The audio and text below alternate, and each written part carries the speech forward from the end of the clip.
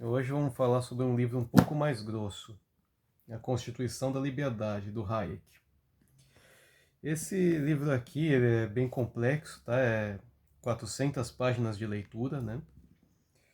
E é um livro sem imagens, letras pequenas, né? Então tem muita coisa aqui para ler. Gostaria de constar que tem muita gente que fala que o Hayek é conservador, pior que não. Ele inclusive deixa escrito no pós-fácil porque não sou conservador, né? Ele na verdade se considera liberal, tá? Na visão do Hayek, o liberal confia na ordem espontânea limitada do Estado e aceita a evolução de forma livre, né? Diferente de um conservador que usa o Estado para congelar a moral e se basear no passado, né? Uma proteção do passado. E um socialista usa o Estado para forçar a igualdade, né?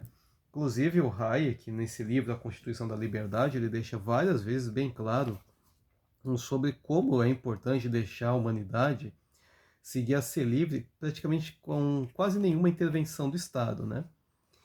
E então tem muito equívoco quando as pessoas acham que ele é conservador. Isso aqui não é nem um pouco conservadorismo, tá? Mas enfim, eu fiz até um esquema mental aqui para me ajudar com isso aqui. Fazia tempo que eu não fazia para leitura, né?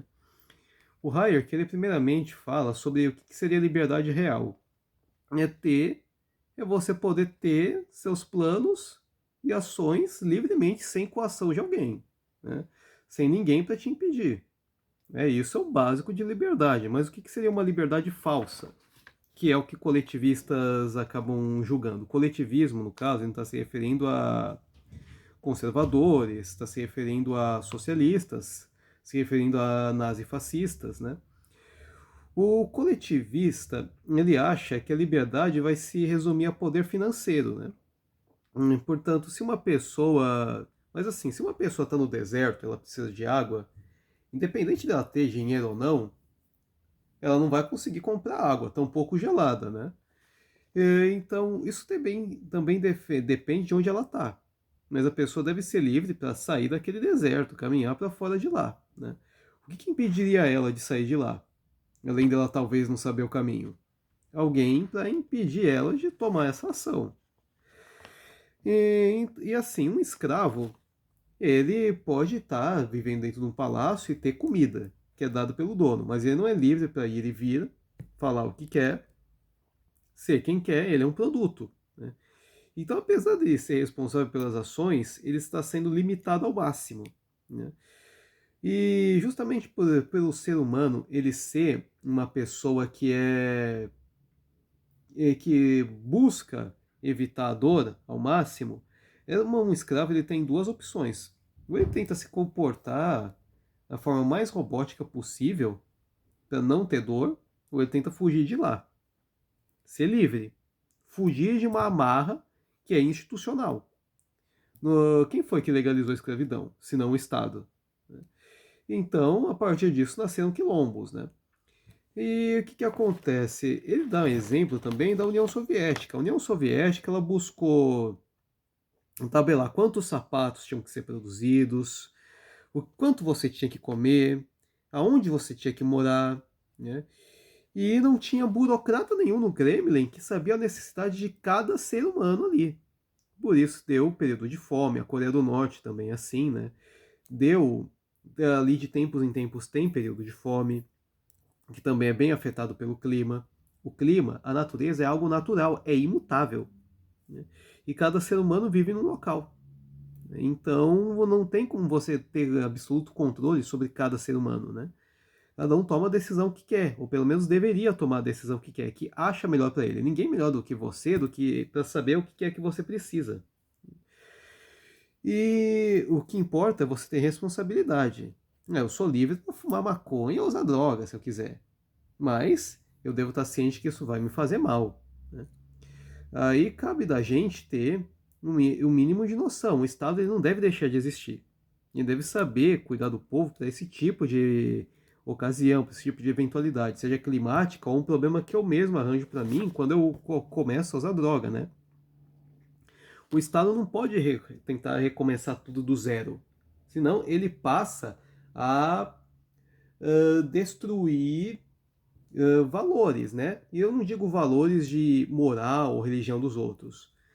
Exemplo, você lutou pra caralho pra construir a sua casa. Aí vai aparecer o governo soviético, vai dizer que agora 3 famílias têm que morar juntas e vai pegar gente, sei lá da onde, vai enfiar dentro da sua casa. Isso também foi um plano soviético para tentar destruir o conceito de família, né?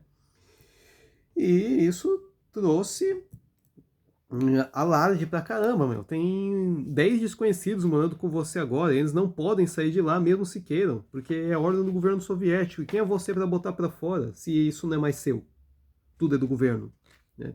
A Itália fascista, a Alemanha também faziam coisa parecida, porque o Estado tinha que decidir o que você teria que produzir.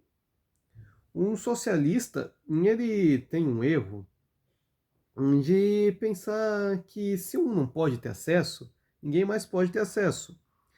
Vamos dar em exemplo o celular tijolão, que tinha nos anos 80, 90. Sabe o Nokia tijolão, que era quase do tamanho desse livro aqui? Então, ele era de difícil acesso, só rico tinha. Mas se só o rico não tiver, porque o rico tem poder para comprar aquilo, mas também quase não tem para quem ligar. Meu antigo professor de história me contou que o avô dele foi um dos primeiros a ter telefone no Brasil. Nunca ligou para ninguém porque não tinha para quem ligar. Bom, tudo começa assim, né? Com uma coisa que parece absurda, muito grande, mas também a partir daquilo que tem evolução. Se não tivesse tido o Nokia tijolão, não poderia ter um dia o celular que nós usamos hoje. Se não tivesse aquele telefone de antigamente, né, que parece uma cara, também não teria nem o Nokia tijolão. Então, a gente. E se não fosse por isso, por essa limitação temporária que teve um dia, hoje em dia não teriam celulares de tão médio acesso que a gente tem hoje. Eu digo médio acesso porque celular também é quase o preço de um salário mínimo, né? Não é todo mundo que consegue comprar. Pelo menos hoje a gente tem a opção de comprar as coisas parcelado, né? Mas, enfim, né? E ele também fala muito, né? Ele cita Darwin no livro dele, John Locke, o Thomas Malthus, com quem ele tem bastante problema, Thomas Hobbes, etc, né? Essa leitura aqui ela é extensa porque o Hayek ele também faz muita crítica sobre autores que ele leu, sobre autores que ele também tem uma opinião sobre, e ele reflete sobre elas para construir a ideia dele, né? É uma linguagem até, não vou dizer técnica, porque não tem muito linguajar difícil aqui, muito termo científico, coisa parecida, né? Mas é bem profundo, porque ele tenta explorar ideias, né? Então é ideal que você tenha um mínimo de noção sobre o que é o pensamento de tais filósofos que ele cita, tá? E quando ele cita Darwin, ele consta que o Darwin provavelmente parece que ele leu tanto Adam Smithers quanto Thomas Malthus antes, porque ele conclui que sistemas complexos podem se organizar de forma significativa por seleção natural. Portanto, a sociedade ela evolui da mesma forma que espécies, animais. Política também evolui como se fossem animais, né? Porque tudo vai do adaptar da situação. Né? Quando o ser humano quando uma espécie se adapta ao ambiente, ela fica por lá. Assim como cultura. O que quer dizer como cultura? Olha, da mesma forma que morais, mercados são. Eles não foram inventados por acaso, assim como as leis, né? Elas acabam nascendo por espontaneidade. Hoje mesmo eu li assim na internet um provérbio haitiano: o ladrão acha que todo mundo rouba. Não é bem assim. Se eu não me importo com uma coisa e eu deixo, as pessoas continuam fazendo essa coisa. Se eu digo que me importo, mas também não faço nada, as pessoas continuam fazendo. Isso também é uma coisa que se aplica em pais e mães, né? Se eu dou bronca no meu filho, mas também não faço nada além disso, ele passa a ignorar até a bronca. Né?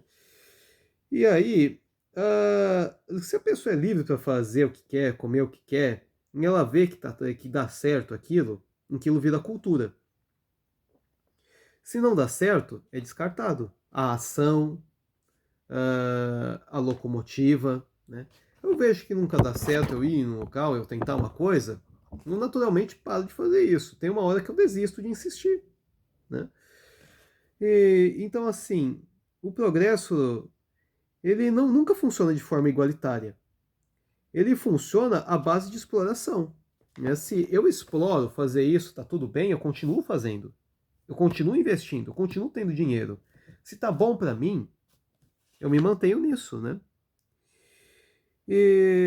Então, eu também não deveria ficar impedindo pessoas de progredirem, né? Vamos supor que eu sou pai ou mãe e você não pode trabalhar de segurança até o vento te derruba. Vai desestimulando, vai. Ele vai continuar sendo vagabundo, vai continuar ficando na cama o dia inteiro, porque você mesmo impede ele de explorar possibilidades do que ele pode ser, né? E o Hayek ele explica no livro, né, que a mesma mentalidade que famílias usam, o Estado pode acabar exercendo. Você não pode fazer isso porque é perigoso, porque outras pessoas não podem fazer isso, todo mundo tem que ser igual, o Estado está forçando você a ser limitado, da mesma forma que famílias podem fazer, né? E isso também é uma crítica ao conservadorismo. Por que não? Por que é imoral? Quem disse que é imoral? Por que é imoral? Por que não posso? Tem consequência negativa isso? Né? Essa consequência ainda se aplica? Isso é uma questão que é posta no livro, né? E aqui, mais uma vez afinetando o malthusianismo, ele consta assim, né? Se a humanidade, isso também acaba até conectando, assim, por coincidência, o que eu li lá no livro do Lao Tzu, que eu postei inclusive no um dos meus últimos vídeos aqui, né? Que o motor da humanidade é a sua própria ignorância, né? A humanidade, ela avança porque ela não sabe tudo, né? Ela tenta fazer coisas. E é a partir dessas tentativas que outras coisas surgem, né? Eu posso tentar dar de exemplo também, né? Quando foi criado queijo em... Sabe, tipo... Não é queijo fixo, né? Não é queijo quadradinho. Queijo em formato de uma gosma, em formato de geleia, né? Quando eles criaram aquilo, meu, foram dezenas de tentativas, porque ele foi criado num tempo anterior à refrigeração. E tinha que ficar experimentando fórmulas químicas para ele ser bem conservado. Quando finalmente fizeram o queijo em lata, o queijo pastoso, queijo líquido, né? Ainda assim parecia uma coisa nojenta. Ninguém ia querer comprar em potinho uma coisa que parecia uma diarreia. Então aí eles criaram o tubinho, né? Tipo daqueles de ketchup que você aperta e ele sai de dentro. Hoje em dia ketchup, mostarda, ele também é produzido para ficar dentro daquele tipo de recipiente. Porque se você olhasse aquilo dentro de um pote, ia parecer nojento para algumas pessoas, né? E, e se ele continua vendendo aquilo é porque teve quem comprou, né? O crescimento populacional, ele, somado da liberdade, tanto de mercado quanto de ir e vir, ela é o que dá expansão de profissionalismo e especialização extrema. Deveria ter isso, né? Se a população é muito grande, o ser humano tem que ser livre para fazer as suas escolhas. Porque se eu tabelo quantos tem que trabalhar nisso, na verdade esse número que eu tenho, ele nunca é uma estatística redonda. É impossível ser. Eu também não sei no que tipo de coisa a pessoa deseja trabalhar, né? Eu conheço gente que se recusa a trabalhar em carteira assinada, prefere ela mesma ser o seu chefe, ela mesma ser a sua produtora de conteúdo, né? E eu mesmo sou assim, cara. Eu não posso trabalhar no momento de carteira assinada. Eu tô aqui só de freelance, porque eu tô estudando de terça-feira e não tem uma coisa que me dá folga só de terça, né? Eu também estou prevendo umas situações que ocorrem, eu estou recebendo seguro-desemprego, né? Então, a gente vê que nunca é a mesma coisa para todo mundo, né? E a pessoa ela tem que saber o que é melhor para ela, né? Então, da mesma forma que conforme mais tem gente numa cidade, mais profissional preciso. De alguém que vende comida, de alguém que conserta encanamento, que mexe na fiação, que prepara quem vai morrer, o famoso agente funerário, né? A gente vê que quanto mais gente tem, mais emprego vai precisar. Quem vende mochila da pessoa que leva as coisas, quem produz a toalha quando a gente toma banho, né? Você pode trabalhar na fábrica de toalha, mas aquilo não é seu.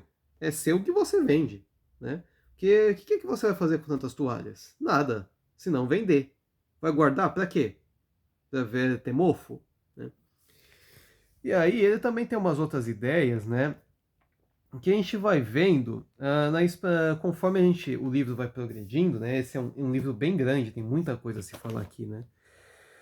Ele tem um capítulo que ele fala sobre inflação também, né?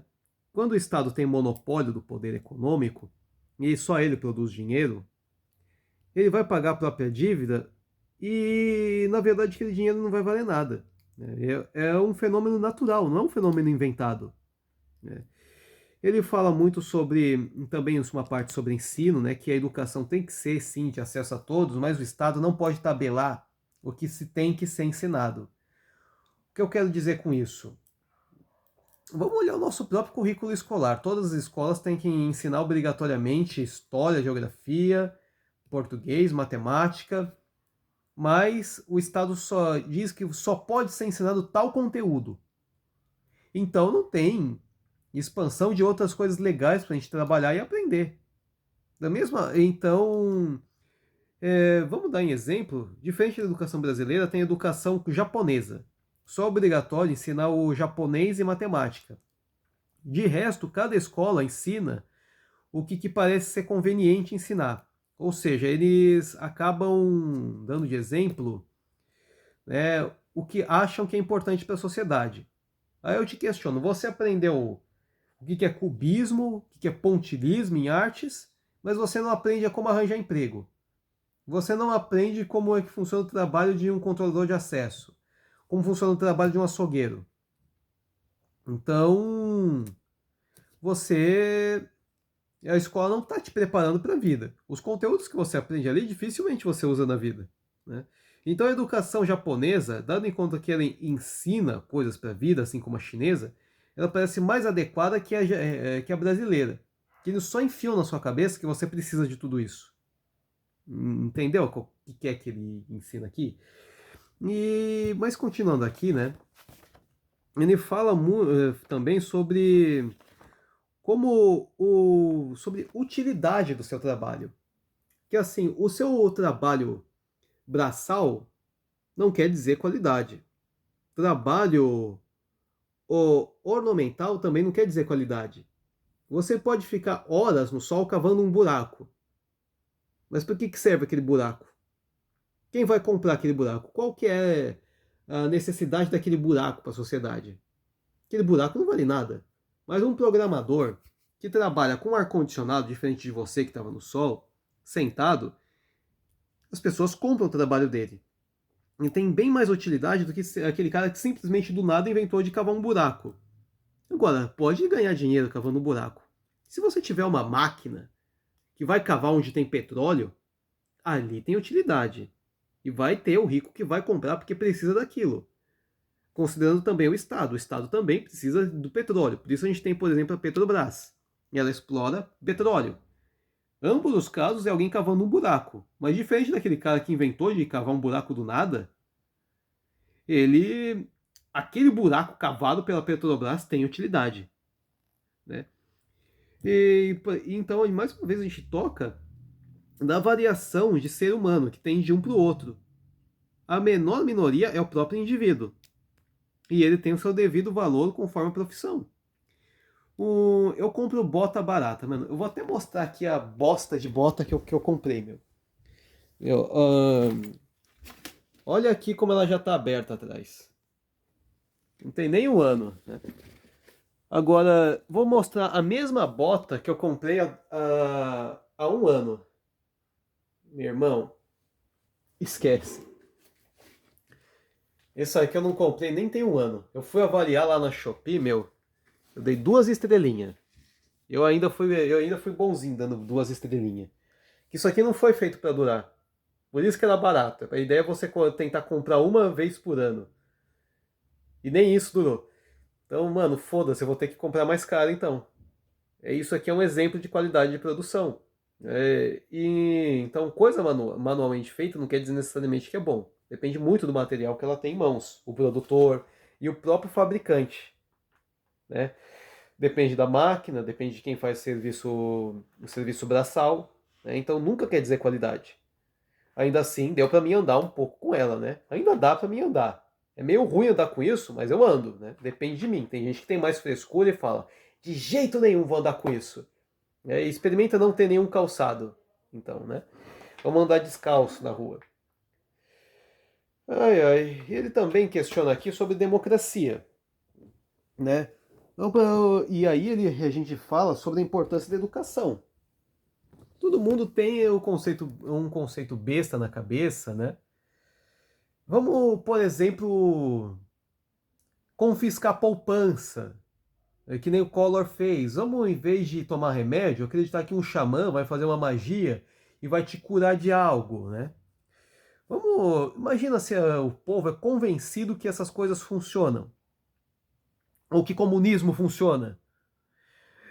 A gente vai, se o povo é convencido disso, diferente de um especialista que sabe que aquilo não vai dar certo, o cara estudou o governo Collor, sabe que não vai dar certo, estudou o comunismo, sabe que não vai dar certo, sabe que aquele xamanismo ali é só teatro, ele é uma minoria, porque ele estudou. E ele tá certo.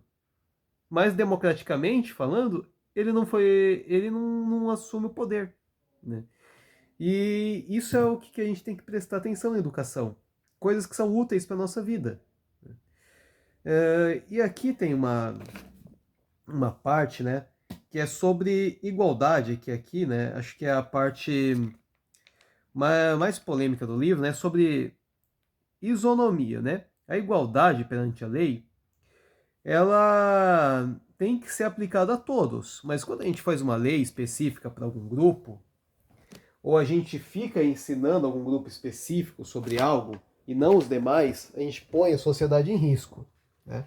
Eu vou dar aqui em exemplo uma lei que foi feita no Canadá chamada Lei de Gladwell.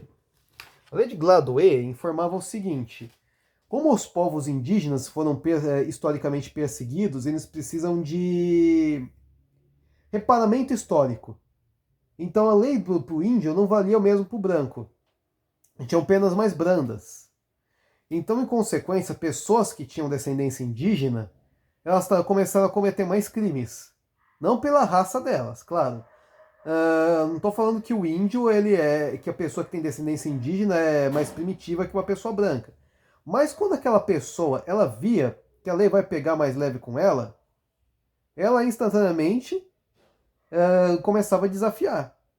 E aí qualquer coisa ela acusava os outros de racismo, né? E é o que a gente vê, por exemplo, também na Inglaterra hoje em dia. Você vê que muçulmanos estão cometendo mais estupros, estão cometendo mais roubos, estão cometendo mais ataques a instituições tanto anglicanas quanto católicas. E aí qualquer coisa eles falam: não, essas pessoas são pessoas em situação de vulnerabilidade, o país delas estava em guerra, então a lei está pegando mais leve com elas. Aí qualquer coisa, qualquer questionamento, você é islamofóbico, você é racista, né? E isso é uma consequência de uma lei feita, né? Aí fala: mas é porque você é cristão, porque você é racista. Não, você que é um lixo de pessoa, né? E aí a gente propõe deportar todos eles. Não adianta eu deportar, né? Eu preciso igualitar a lei, porque a lei no país deles não é como a nossa. Eles chegam aqui e eles acham que eles podem fazer. E eles podem sim, porque a lei se adaptou a eles. Um estuprador muçulmano, eu vi um caso anteontem, um estuprador islâmico, né? Ele foi solto lá na Inglaterra. E aí a mãe da menina que foi estuprada e morta, depois ela foi presa porque protestou e foi lá naquela islamofobia, falando que era racismo, né? Eu vi lá o caso em Portugal, que o cara estava simplesmente expondo a bandeira de Portugal, aí os africanos, os árabes, e aí os esquerdistas estavam falando: Portugal tem espécie pedrocista, ceia, e expulsando o cara de lá. Aí tava lá um caso, sei lá onde foi na Europa também, tava um africano lá, ele queria passar no ônibus sem pagar. E aí ele falou: não, sem o dinheiro você não pode, você é racista. Isso por quê? Porque ele tem liberdade para agir como um idiota, né? E aí ele fica falando do racismo. Então o que acontece aqui? A gente pode dar também exemplo que aconteceu tanto na Alemanha quanto na Rússia, né? Quando começaram a perseguir o judeu era detentor de uma quantidade de dinheiro muito maior do que um alemão médio, né? Era a classe burguesa, eles tinham monopólio. Então, primeiro, antes do Holocausto, eles desumanizaram o judeu. E eles impediram que judeus pudessem entrar em cargos públicos. Né? Eles não podiam ser funcionários públicos, eles perderam o emprego. E aí, depois eles tiraram a nacionalidade deles. Ele não era mais alemão, ele era judeu. Considerando que ele não tem nacionalidade, então nacionalizar as empresas deles. Aí eles tiraram toda a fortuna que tinha de judeu e passaram para empresários alemães. O rico ficou pobre e o rico alemão ficou mais rico ainda. E aí depois passaram a matar eles. Né? Porque a lei se baseou em raça e não em igualdade. Né? Eles não inventaram uma taxação, não inventaram uma política de liberdade econômica ou coisa parecida para o alemão poder se tornar rico com base no trabalho. Eles, em vez disso, beneficiaram outros empresários. Né? Tem até uma lenda que diz que o Fusca foi criado por Hitler, mais ou menos. Né? Na verdade, ele tirou a finança de judeus, deu para o empresário que estava produzindo carro. O Porsche, por exemplo, era um grande nazista. E aí, com base nisso, empresas automobilísticas alemãs nasceram a partir disso. Né? A preço deles matarem outras pessoas. Né? E aí foram feitas propagandas em massa contra judeus para isso ser aceitável. Né? E aí a gente fala sobre lei de cotas. Né? Quando a gente fala de cota, a primeira coisa que vem na cabeça de muitos é cota escolar. Né? Do negro não pagar, ou pardo não pagar para a faculdade, e foram querer inventar cota trans também, né? Aí a gente vê a mídia querendo impor isso em cima das pessoas. Aí a pessoa fala, ai, tadinha, ela é tratada sempre como coitada. E eles, quando fazem matéria, eles tentam botar até uma pessoa um pouco mais bonita. Se vê que é uma negra muito feia, um travecão feio pra caralho, que nem tem cara de mulher, eles não vão colocar na matéria. Né? Eles tentam se esforçar até para colocar uma pessoa um pouco mais bonita, para tentar manipular a mídia, o espectador, entende? E qual que é a consequência da cota? Tem lá um caso, se não me engano foi no Einstein, o hospital está sendo multado porque não está contratando tantas pessoas negras e trans. Esse que é o problema. A quantidade de pessoas negras no Brasil, eu não falo de pessoas pardas, falo de pessoas negras. É muito menor mesmo, é tipo 10%. Então, além de você precisar de pessoas que são formadas naquilo, você precisa de pessoas que são formadas naquilo. Mas, então não é questão de falta de oportunidade. Né? Você precisaria de uma pessoa que entre na faculdade, com ou sem cota, para poder entrar naquela cota de contratação. Mas não tem. Então aí o hospital é multado. Agora, pessoa trans então. Quantas pessoas trans você vê se formando em enfermagem? A questão não é ela ter ou não oportunidade. A questão é ela ter interesse. Se ela tem a oportunidade, ela pode sim ir trabalhar naquilo. E ela pode conseguir a vaga. Mas não tem essa matemática.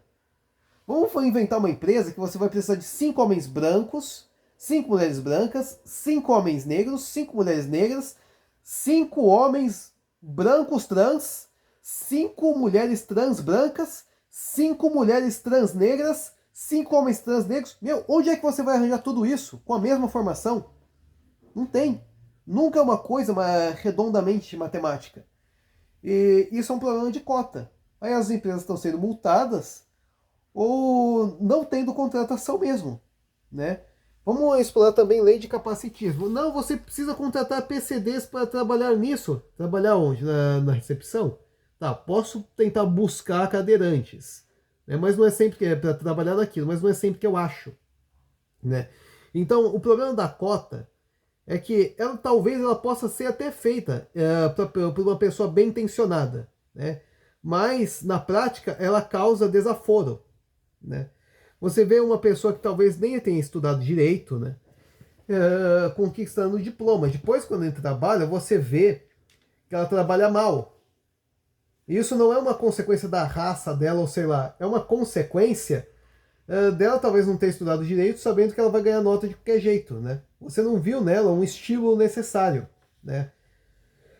E a gente vê isso também se aplicando até na lei da misoginia, né?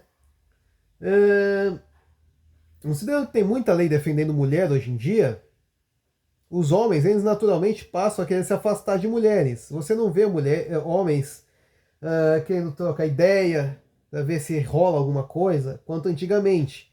Porque hoje em dia assédio é muito frequente. A mulher, assim, entendendo que ela pode fazer a denúncia, ela vai querer fazer isso. E ela vai até ser injusta. Um cara que simplesmente só tentou flertar. Flertar não é errado. Mas você enfia na cabeça da pessoa que qualquer flerte é errado. A não ser se ela queira. Mas não é da natureza da mulher ela querer chegar tanto em homem. Para ela mesma trocar ideia. Né? A mulher ela gosta de ser conquistada. Né? Agora, olha um absurdo que existe. Pensão socioafetiva. O filho não é seu, mas você paga a pensão. Eu vou pagar a pensão para um moleque até ele fazer 18 anos, porque eu tive um caso que durou só um mês com a mãe dele. Você vê esse tipo de coisa, não vale a pena se relacionar com mulher que tem filho. Não vale a pena mesmo. Então, se a mulher que tem filho, na verdade, e ela está reclamando que está numa escassez de mercado, então ela que proteste contra extinguirem a lei da pensão socioafetiva. Porque o filho não é meu. Então, eu poderia ser eu ciente que eu posso ter o risco de pagar pensão socioafetiva porque eu me relacionaria com uma mulher que tem filho, né? E isso é a mesma lógica dentro da mulher que vai fazer acusação de assédio por pura frustração, né? Agora, olha a lei do racismo, né? Sabe por que eu tenho essa cicatriz aqui no rosto? Eu vou contar a história, né? Eu estava trabalhando num galpão abandonado, né? Que ali era um antigo banco, né? Aí olha o que aconteceu, meu. Eu vi que o cara tava dormindo, então eu resolvi não trancar o portão, que era um portão que só tranca do lado de dentro, né? Eu fiz isso para não acordar o cara, né? E aí quando eu voltei, ele chegou me recebendo com um soco no peito, falando que eu tô querendo foder ele de propósito, que eu sou racista. Né? E você acha que... Eu não sou racista, mano. E o cara não tava ali disposto a dialogar, não tava ali disposto a aprender. Você acha que eu vou. Um cara me ameaçando que já chegou dando um murro? O que eu faço? Eu me defendo, eu parto pra cima da briga. Eu apanho, eu perdi 2 dentes, isso aqui é. Não é original, né? Isso aqui é reconstruído. E eu fui parar no hospital. Porque o cara é um retardado. O cara é um doente mental, né? Fica falando que a gente é racista do nada. Um racista, filho da puta. Ele que é um filho de uma puta. Ele que resolveu se comportar como um macaco. Desculpa o termo, né? Mas olha o comportamento de um gorila que se comporta ali querendo marcar território e batendo nos outros, né? Ele resolveu se comportar como um macaco, né? Ele resolveu degrenir o comportamento dele, né? Não foi o comportamento civilizado, não foi o comportamento de ser humano. Você querer partir para os outros na violência, né? Então, meu, em momento algum eu usei pejoração racista contra ele. Em momento algum eu usei esse tipo de termo. Eu era bem intencionado, mas ele já é malicioso. E aí vem falar de racismo, né? Por que esse tipo de coisa acontece? Porque a cota ela é imposta na lei na cabeça das pessoas, através de educação, através de convivência. E aí o que acontece? As pessoas se comportam desse jeito. Aí o negro, na verdade, é quem passa a ser racista. Porque ele fica fazendo acusações contra pessoas brancas, pesquisa assim, racismo alguma coisa. Racismo estrutural, racismo ecológico, racismo nutricional. Você inventa esses termos e o negro ele sempre vai achar que ele é um povo 100% perseguido, vai achar que é um povo 100% oprimido e que ele não consegue nada sozinho e que tudo é contra ele. E qual é a consequência dele? Ele passa a se comportar como um doente mental, né? A pessoa pode ter força física, mas não tem força intelectual. Aí é um retardado que fala que se comporta como um homem das cavernas, né? E aí, qual que é a solução? Né? Você não tem a opção senão questionar se você não pode extinguir toda a lei de discriminação. Teve uma época que eu estava pensando seriamente se extinguir a lei do racismo não ia ser uma coisa benéfica. Né? A gente passa a refletir se não tem que deportar imigrante, se o ideal não é jogar um cara desse lá na República Centro-Africana, já que ele não gosta de branco, né? E é um retardado sim. Eu sofri racismo, porque eu que sou branco, né? Porque ele é contra a pessoa branca. Ele se comporta desse jeito porque, no fundo, na verdade, ele não gosta de branco. Né? Então ele que é racista, na verdade. Você pega lá o cara lá do ônibus, se ele tá reclamando, né, de uma coisa dessa, que os brancos são racistas, então jogue ele lá no Congo. Né? Por que foi escolher morar na Europa? Né? É um monte de retardado. Aí, assim, falando, assim, mudando aqui de assunto agora, né, ainda progredindo aqui sobre a leitura do livro, né, o Hayek, no livro dele, ele também fala sobre a segurança limitada, que é aceitável. Assim, eu não sou livre para fazer tudo o que eu quero. Não posso fazer acusações contra outras pessoas porque sim, seja por discriminação ou só por desconfiança. Não posso apontar dedos, né? Ficar falando que, sei lá, foi ele que roubou, hein? Não posso fazer esse tipo de coisa, né? Segurança é limitada, porque eu posso ser livre a partir do instante que eu peco contra a liberdade do outro, né? Não posso agredir o outro do nada, não posso xingar a pessoa do nada, não posso... Porque tem lei contra isso, né? Porque a pessoa, ela passa uma injustiça, né? Então, assim, mas... Então, a gente fala assim, a gente tem a proteção contra o indivíduo em si, né? A gente... Uma coisa contra a miséria. Por exemplo, o seguro-desemprego. Eu perco meu emprego, aí eu tenho um tempo limite para conseguir emprego. Aí então eu tenho um seguro. Isso é um exemplo, né? De combate à miséria. Agora, tem ali os equívocos que inventam. Um Bolsa Família, por exemplo. Que é uma opinião bem polêmica. Eu quero que o Bolsa Família seja extinto. Porque o pessoal, ele quer viver de Bolsa Família, ele para de trabalhar. Quanto mais filho tem, mais recebe. Eu vi um caso esses dias de uma mulher que ela cegou os 3 filhos dela para receber auxílio do governo. Isso foi uma escrotice tremenda. Ainda mais porque o cego não tem tanto acesso ao ensino quanto a gente tem. Quantas escolas você vê, por exemplo, tendo um ensino adequado em braille do cego?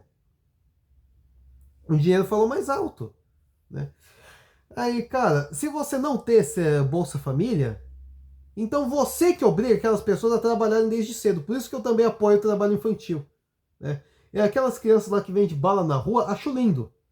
Porque elas estão aprendendo a ser empreendedor desde cedo. Desde cedo a trabalhar e valorizar o trabalho. Eu digo que não tem nada mais que nada mais que dignifica a pessoa do que o trabalho. Né? Aí o que acontece? A pessoa. Eu lembro quando eu era segurança de shopping, tinha um pessoal que a gente chamava de família Washington. Ai, mas é que eu tenho muitos filhos, eu tenho um que é especial. E aí eu olhei lá a foto daquele filho especial dela, tinha alguma coisa parecida com microcefalia, sei lá.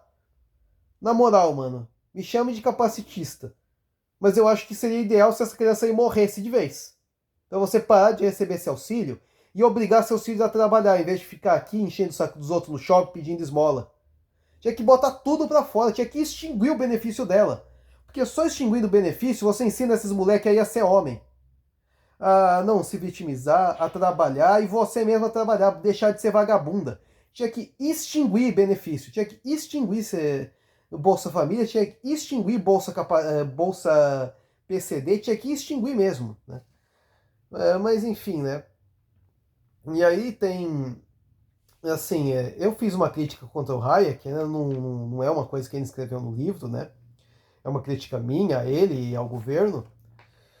E aí, continuando aqui o ensino do livro, tem uma parte que ele fala sobre a segurança abstrata, né?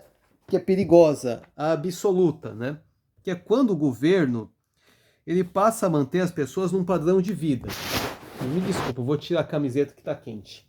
Tá 26 graus e eu tô com calor. Eu tava com camiseta de manga comprida, de madrugada de madrugada tava frio. Enfim, O que é uma segurança perigosa, que é dito como absoluta, né? A pessoa, o governo quer que a pessoa mantenha um padrão de vida. Pensa, por exemplo, Portugal, que vivia de colonismo. Portugal era quase inteiramente agrícola. Os recursos que saíam de Angola e Moçambique, elas iam todas majoritariamente para Portugal. E eles não desenvolviam nada sozinho. O governo tinha um monopólio, controlava a população, tinha 30% de analfabetismo em Portugal, mas estava bom. Tá bom assim. O pessoal não precisa se desenvolver. O que importa é viver, né? Agora, olha Cuba, por exemplo, que tem carro retrô, porque eles não querem que se desenvolva. Mas se eu te contar que em Cuba tem sim fábrica que produz carro que nem os de hoje, mas é para a mesma elite, que é o governo, filho do Fidel Castro, por exemplo. Então, assim, quando isso dá uma ruína, né, quando as colônias portuguesas fizeram independência, Portugal inteiro faliu.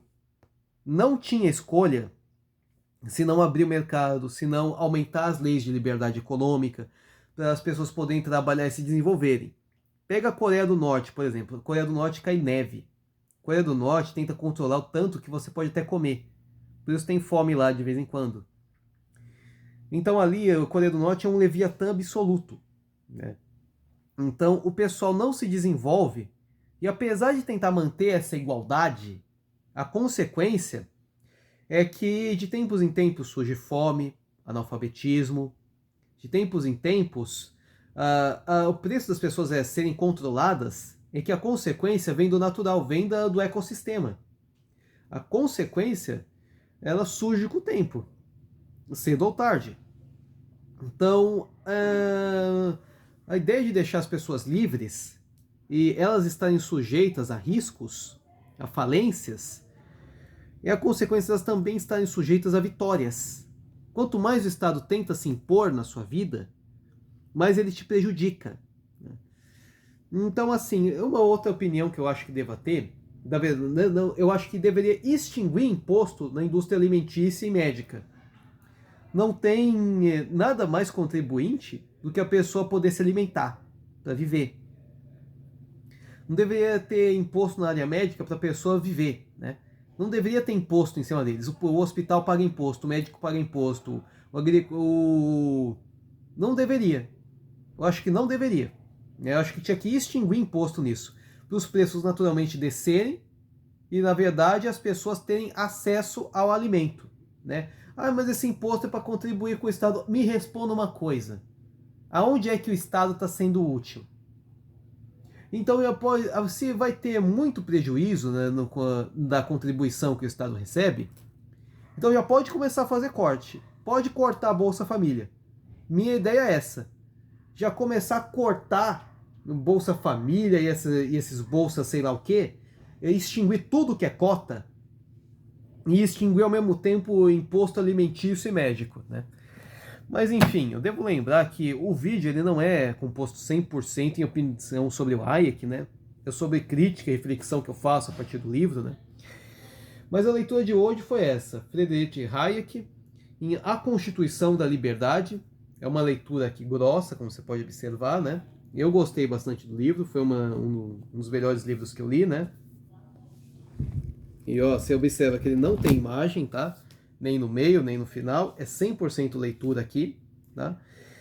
E eu espero que tenha gostado desse vídeo. E um forte abraço, fica com Deus, desculpa qualquer coisa.